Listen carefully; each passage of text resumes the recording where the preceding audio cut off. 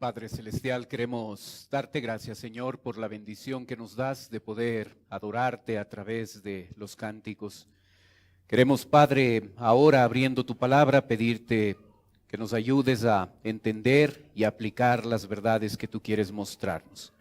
Pedimos tu bendición, oramos en el nombre de Cristo Jesús. Amén. Muy buenos días, tomen asiento por favor. Job capítulo 34 en su Biblia. Job capítulo 34, por favor.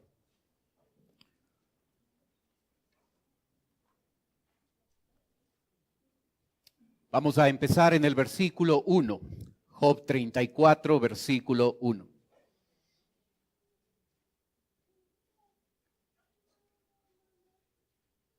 La Biblia dice: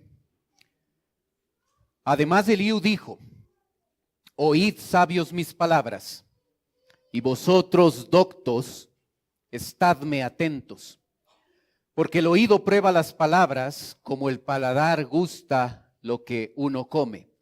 Escojamos para nosotros el juicio, conozcamos entre nosotros cuál sea lo bueno.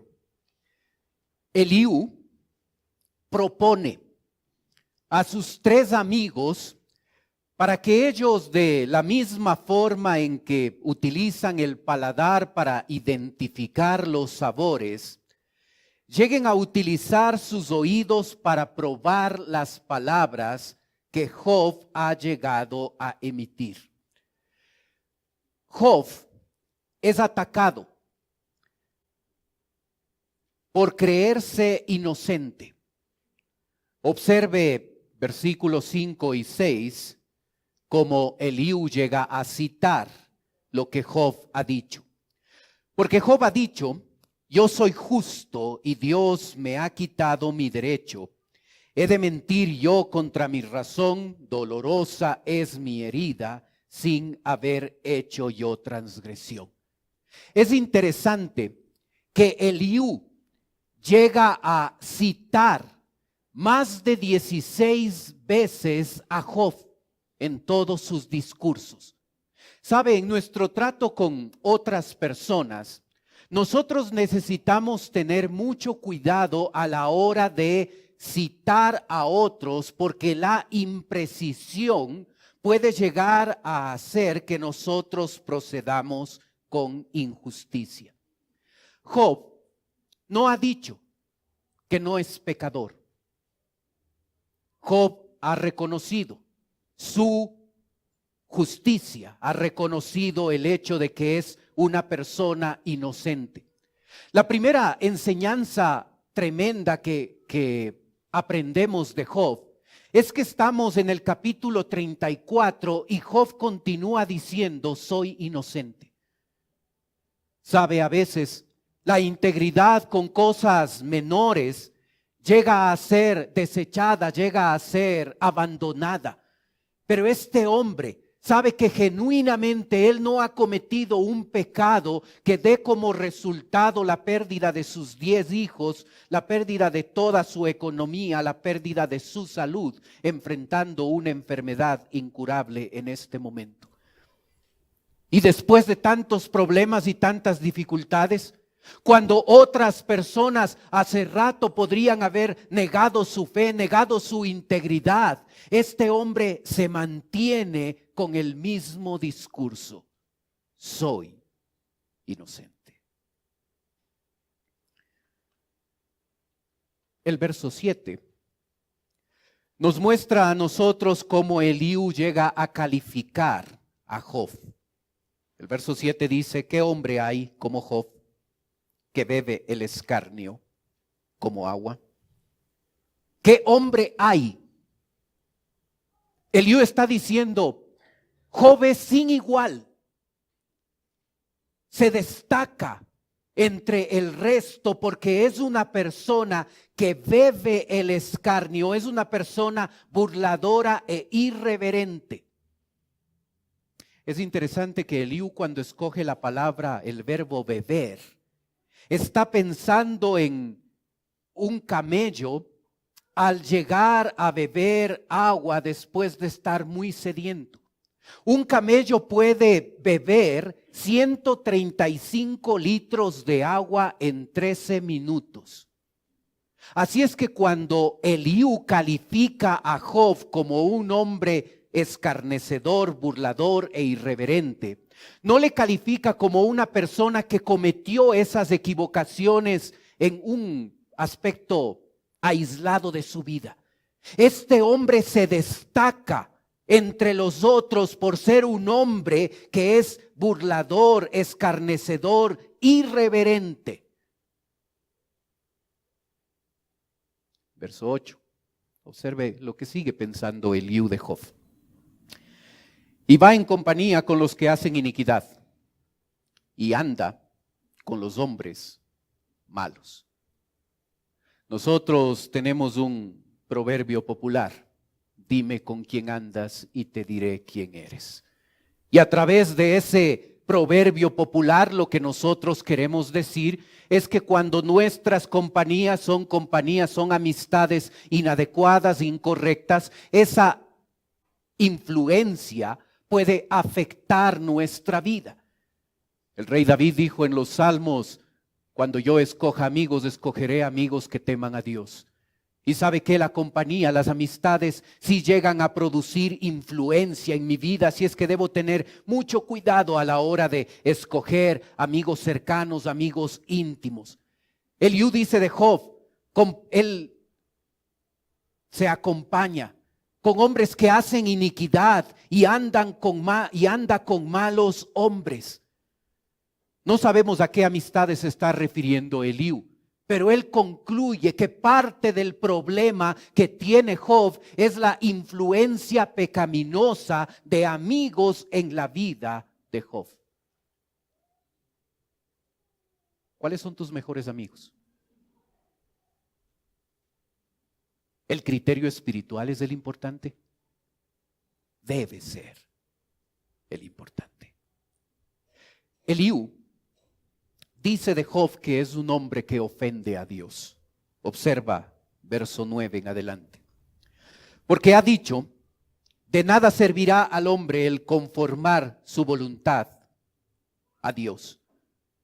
Otra versión de este versículo dice: ha llegado a decir, ¿por qué malgastar el tiempo intentando agradar a Dios? Cuando Eliú cita a Job, dice que Job ha dicho, es malgastar el tiempo intentando agradar a Dios. Hermano, ¿qué ganas sirviendo a Dios? Piénsalo por un momento. ¿Qué ganas? ¿Qué ganas levantándote temprano? Para algunos es pérdida lo que hacemos nosotros los domingos. Levantándote temprano, viniendo a la iglesia, pudiendo estar acostado viendo la tele y durmiendo un poco más porque la semana es complicada en cuanto al horario. ¿Qué ganas involucrándote en un ministerio y sirviendo a Dios? Cuando nuestros hijos se enchufan con las cosas de Dios y empiezan a servir, empiezan a venir al grupo de jóvenes, empiezan a salir, a predicar la palabra y a hacer cosas. A veces se escucha a padres: ¿qué ganas haciendo eso? ¿Te van a pagar por eso? Hermano, ¿qué ganas sirviendo a Dios? ¿Observas? ¿Por qué malgastar el tiempo intentando agradar a Dios? Para Eliú, Job es una persona que ha dicho esto. Y según Eliú, Job es una persona que no ve ningún beneficio al agradar a Dios. Continúa hablando, verso 10. Por tanto, varones de inteligencia, oídme.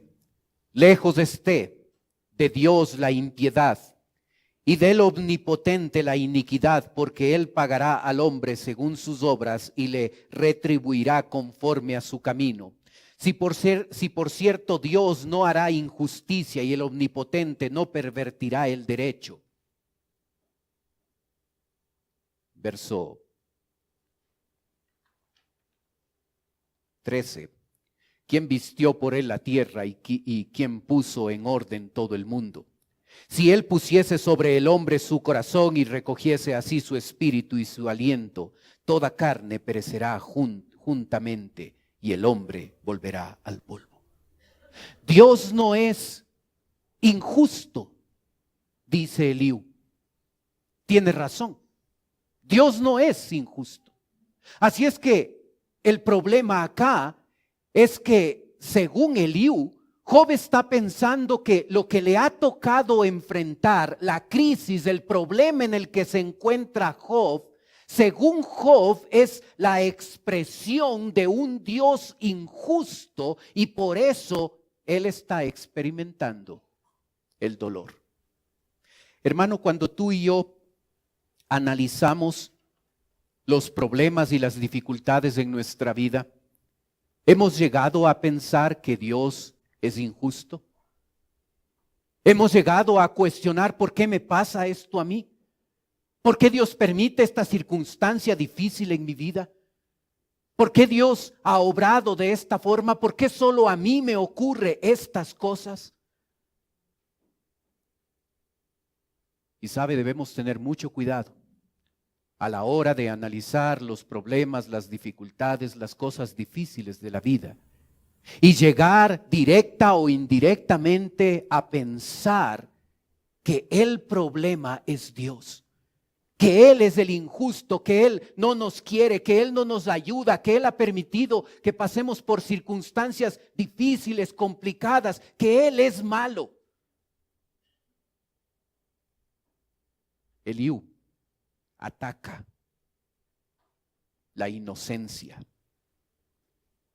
de Job.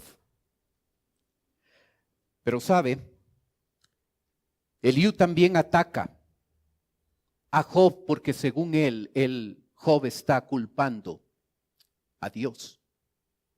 Versículo 16. Si pues hay en ti entendimiento, oye esto. Escucha la voz de mis palabras. Observa el verso 16. Si pues hay en ti. Los primeros 15 versículos han dicho vosotros. Ahora Eliú deja de hablar a sus amigos y a Job. Y ahora su mensaje desde este versículo hasta el final del capítulo se va a concentrar en dirigir sus palabras exclusivamente a Job. ¿Qué le va a decir? Le va a decir que a él le parece mal que Job llegue a culpar a Dios por las circunstancias que le está pasando. Y va a ponerse en el papel, Eliú, de salir como defensor de Dios. Y va a darnos varios argumentos, usted lo puede ver en sus apuntes, en defensa, Eliú, en defensa de Dios, porque Dios está siendo acusado injustamente, está siendo culpado injustamente por Job. Observe lo que le dice. Primer argumento, versículos 17 y 18. ¿Gobernará el que aborrece juicio? ¿Y condenarás tú al que es tan justo? ¿Se dirá al rey perverso y a los príncipes impíos? ¿Sabe cuando Dios establece gobernantes, reyes, príncipes? Su deseo es que esos gobernantes expresen la justicia que Dios expresa con nosotros en su trato. Nosotros vemos que muchos gobernantes no actúan así. Son injustos y no actúan de manera correcta. Pero el deseo que Dios tiene es que el pueblo sea gobernado por gente que busca la justicia, que imparte justicia. ¿Por qué? Porque Dios es justo en el trato con sus semejantes, con sus hijos. ¿Dios es justo contigo? ¿Has pensado en algún momento que Dios te está tratando injustamente? ¿Has pensado que Dios ha permitido ciertas circunstancias, cierta cosa, cierto problema, cierta dificultad en tu vida y Dios no es justo? ¿Por qué me pasa esto a mí? ¿Por qué ahora que estoy tratando de acercarme a Dios, ahora que estoy tratando de caminar más de cerca con Dios, por qué me pasa esto? ¿Por qué Dios permite esto? Dios no es justo conmigo. Y sabes, habitualmente se levantan pensamientos de ese tipo. Dios no es justo. ¿Por qué permitió que estos niños mueran? Que estas personas sean afectadas, que estos individuos sean matados. Y hay una tendencia equivocada de los seres humanos al cuestionar la justicia de Dios. Verso 19. Cuando menos a aquel que no hace acepción de personas, de príncipes, ni respeta más al rico que al pobre, porque todos son obra de sus manos. ¿Observas? Dios no respeta más al rico que al pobre. Dios no hace acepción de personas. Y la verdad es que cuando tú y yo pasamos por problemas y por dificultades, a veces llegamos a pensar que solo es a nosotros a los que nos pasa eso. Debemos tener cuidado con esa manera de pensar. ¿Te das cuenta? A veces pensamos así, es que solo a mí, es que todo a mí, es que solo a mí. Es que yo soy el que le caigo mal a Dios, por eso es que Él manda todo esto. A los otros les va bien, al otro no le pasa estos problemas y estas dificultades. Solo a mí, todo a mí. Dios no hace acepción de personas. No trata mejor al rico que al pobre. Nosotros hacemos esas distinciones, Dios no. Observa verso 20, tercer argumento. En un momento morirán, y a medianoche se alborotarán los pueblos y pasarán. Y sin mano será quitado el poderoso, porque sus ojos están sobre los caminos del hombre, y ve todos sus pasos. No hay tinieblas ni sombra de muerte donde se escondan los que hacen maldad. ¿Observaste? Y ve todos sus pasos, porque sus ojos están sobre los caminos del hombre, donde se escondan los que hacen maldad. Dios es omnisciente. ¿Sabes? Cuando estamos en pecado, la omnisciencia de Dios debe ser una advertencia, porque tú y yo podemos tener la habilidad de ocultar el pecado, de ocultar las cosas, de ocultar de otros lo que estamos haciendo, lo que estamos pensando. Podemos tener la habilidad para borrar las cosas y que nadie se entere. Pero Dios no puede ser engañado. Él sabe lo que tú y yo hacemos. Así es que aunque podamos creer que somos súper inteligentes al encubrir cosas y que nadie se dio cuenta, Dios no puede ser burlado. Dios sabe lo que hacemos. Y la omnisciencia de Dios para aquel que está mal, para aquel que está haciendo cosas pecaminosas, debe ser una advertencia, porque no puedes engañar a Dios. Tarde o temprano, tu pecado te alcanzará. Pero sabes, la omnisciencia de Dios para aquel que está bien se convierte en un consuelo. Cuando tú estás andando bien con el Señor, cuando tú estás haciendo lo correcto y cuando de pronto alguien te malinterpreta, alguien te juzga, alguien te critica o te ataca, y tú sabes que procediste de manera correcta, de manera adecuada, la omnisciencia de Dios se convierte en un consuelo, porque aunque los otros no puedan comprender, tú sabes que Dios, Él sabe que tú actuaste bien. ¿Observas? Cuarto principio, Dios castiga al pecador, verso 23. No carga pues él al hombre más de lo justo, para que vaya con Dios a juicio. Él quebrantará a los fuertes sin indagación y hará estar a otros en su lugar. Por tanto, él hará notorias las obras de ellos cuando los trastorne en la noche y sean quebrantados. Como a malos los herirá y en lugar donde sean vistos, por cuanto así se apartaron de él y no consideraron ninguno de sus caminos, haciendo venir delante de él el clamor del pobre y que oiga el clamor de los necesitados. Cuando Dios evalúa al ser humano, va a utilizar dos criterios.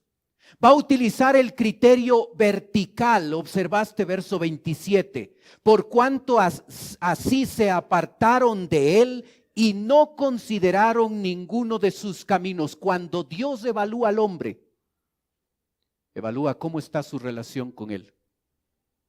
El criterio vertical.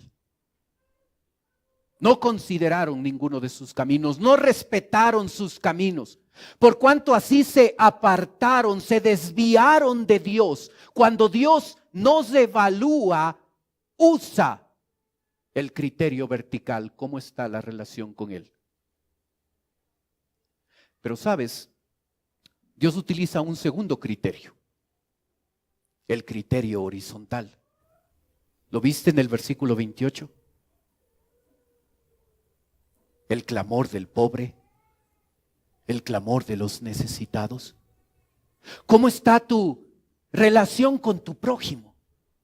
Y cuando Dios evalúe la vida, cuando tú y yo estemos delante del tribunal de Cristo, Dios evaluará con ese criterio vertical y verá cómo fue nuestra relación con Él y cómo fue nuestra relación con nuestro prójimo. Esos son los criterios que Dios va a utilizar. Así es que después no nos quejemos. No vamos a poder tampoco. Pero cuando estemos en el tribunal de Cristo, no nos quejemos. No es que yo no supe, es que no me dijeron, es que a mí no me pasaron la lista de preguntas, el cuestionario para saber qué preguntas me iban a hacer. No nos quejemos porque Dios dice que cuando Él nos evalúe, nos va a evaluar en función de nuestra relación con Dios y en función de nuestra relación con nuestro prójimo. Así es que claramente tú y yo debemos saber cómo debemos enfocar nuestra vida en el día a día, manteniendo una relación cercana, profunda, que no solo sea un cántico en el que decimos lo más alto es estar a tus pies, que sea algo que vivimos. Que nuestra relación con Dios en la práctica sea lo más importante. Y que abramos los oídos al clamor del pobre y del necesitado. Porque esos van a ser los criterios que Dios use. Verso 29. Si Él diere reposo, ¿quién inquietará? Si escondiere el rostro, ¿quién lo mirará? Esto sobre una nación y lo mismo sobre un hombre, haciendo que no reina el hombre impío para vejaciones del pueblo. Otra versión de la Biblia del versículo 29 dice, sin embargo, Él opta por quedarse callado. Si Él opta por quedarse callado, ¿quién puede criticarlo? ¿Sabes? Dios es un Dios que no debe ser cuestionado por nosotros. Debemos darnos cuenta del abismo, de la tremenda diferencia que existe entre Dios y nosotros. Nosotros somos polvo, somos tierra. La tierra no dice al alfarero, ¿por qué haces esto? ¿Por qué actúas de esta forma? Y hermano, yo me pregunto, ¿hemos llegado a cuestionar a Dios? ¿Hemos llegado a decirle a Dios, Dios, ¿por qué haces esto en mi vida? ¿Por qué mandas este problema, esta dificultad? ¿Por qué perdí a este familiar? ¿Por qué pasó esta dificultad en mi vida? ¿Hemos llegado a cuestionar a Dios? Hemos sido tan pretenciosos de pensar que el barro debe reclamar al alfarero por qué está haciendo lo que está haciendo. Tengamos cuidado.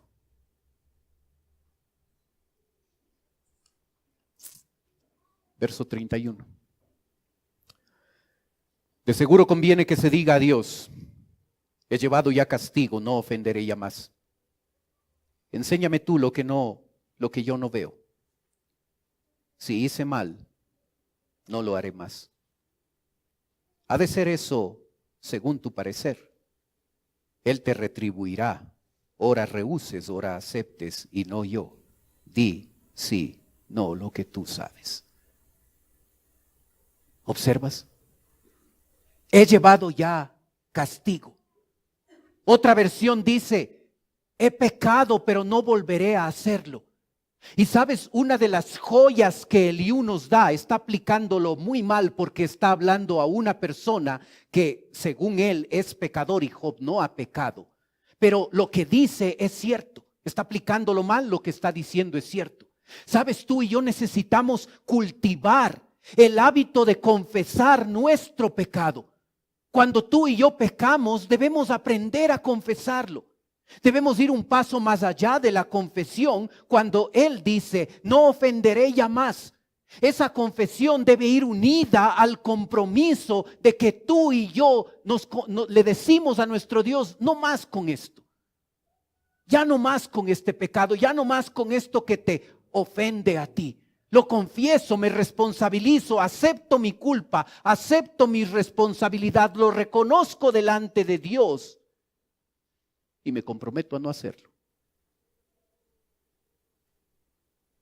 ¿Estás listo para dar ese paso? ¿Necesitas dar ese paso en tu vida? Aquí no es decir: creo que pequé, creo que me equivoqué, a lo mejor. Confesar implica responsabilidad. Señor, perdóname porque hice esto y nunca más. Pero sabes, el versículo 32 dice: enséñame tú lo que yo no veo. ¿Observaste? Generalmente nos damos cuenta de lo malo que hacemos. Pero hay momentos en la vida de un cristiano que hace algo y genuinamente no se da cuenta que estuvo mal. El salmista, el rey David, le dijo a Dios: mira mi corazón y mira si hay perversidad y guíame hacia el camino eterno. Te cuento algo personal. Hace algunos años abrí este libro, lo leía. Una porción de la Biblia impactó. Y yo me di cuenta, y soy muy olvidadizo, lo que yo dije a esa persona hace 7 años estuvo mal. Y Señor, ahora por tu palabra que me ha confrontado, me doy cuenta. Eso estuvo mal. Y sabes, en ese momento ya fui responsable. Ya sabía que estaba mal. Y debía hacer algo. Y en nuestra relación con Dios, cuando leemos continuamente la palabra de Dios y meditamos en ella, te va a pasar que hay cosas que en el pasado no viste que estaban mal, no viste que eran pecado, pensaste que era algo normal, algo correcto, y en ese momento cuando la Biblia te muestra que eso estuvo mal, en ese momento eres responsable de pedir perdón y de restituir la falta. Enséñame tú lo que yo no veo. Y a veces nos pasa eso. Verso 34. Terminamos con el séptimo principio. Los hombres inteligentes dirán conmigo, y el hombre sabio que me oiga, que Job no habla con sabiduría y que sus palabras son con entendimiento. Deseo yo que Job sea probado ampliamente a causa de sus respuestas semejantes a los hombres inicuos, porque a su pecado añadió rebeldía, bate palmas contra nosotros y contra Dios multiplica sus palabras. ¿Observas la conclusión de Eliú en este capítulo?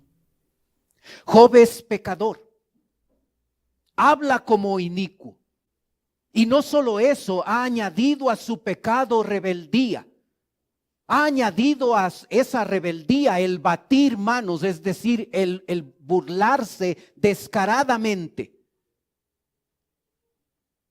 Y contra Dios multiplica sus palabras.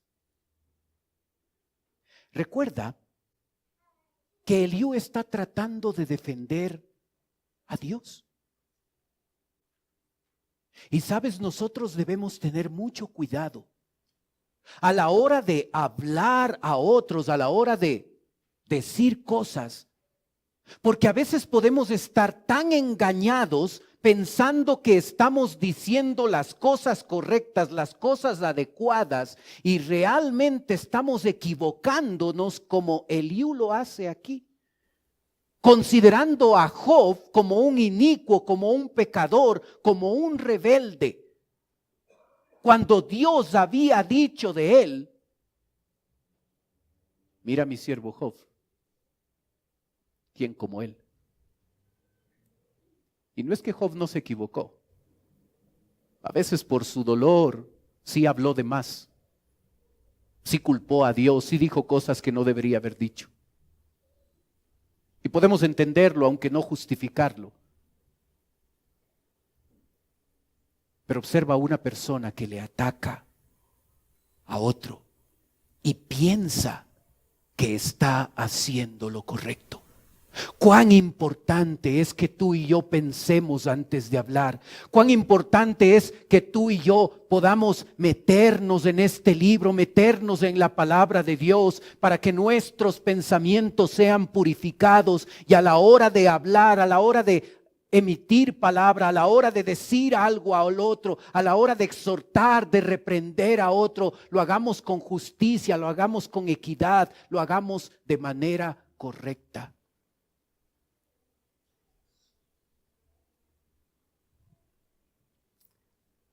Alguien me dijo: pastor, yo sé que criticar está mal, pero no se imagina cuánto me divierte. Me gustó la honestidad, aunque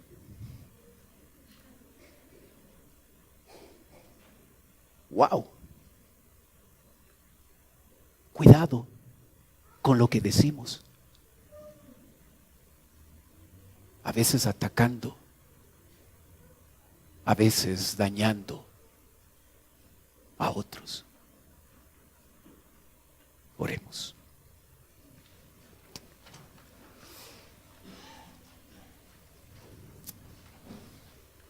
Padre Celestial, gracias por tu palabra. Señor, gracias por mostrarnos cuán cuidadosos debemos ser a la hora de hablar con otros. Las buenas intenciones no bastan. Lo vemos en Eliú,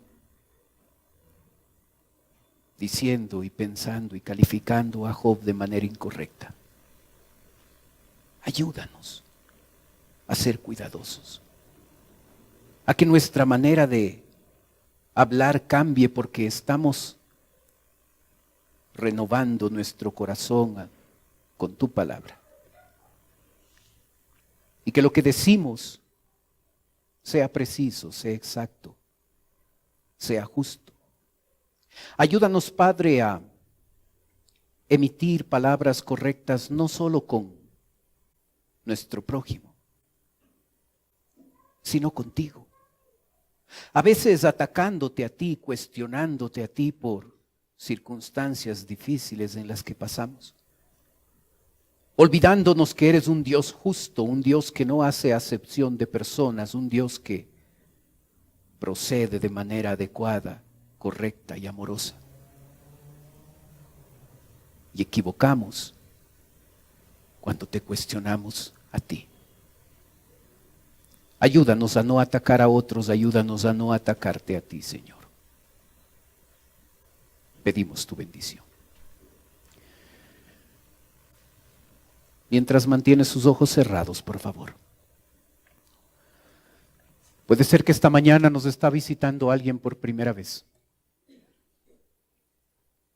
Y si ese es su caso, y usted quiere permitirnos orar por usted, mientras los demás tienen sus ojos cerrados, levante un ratito su mano. Permítame orar por usted.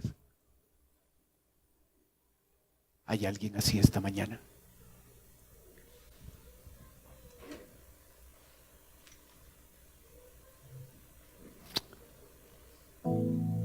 Padre Celestial, estamos aquí, tus hijos.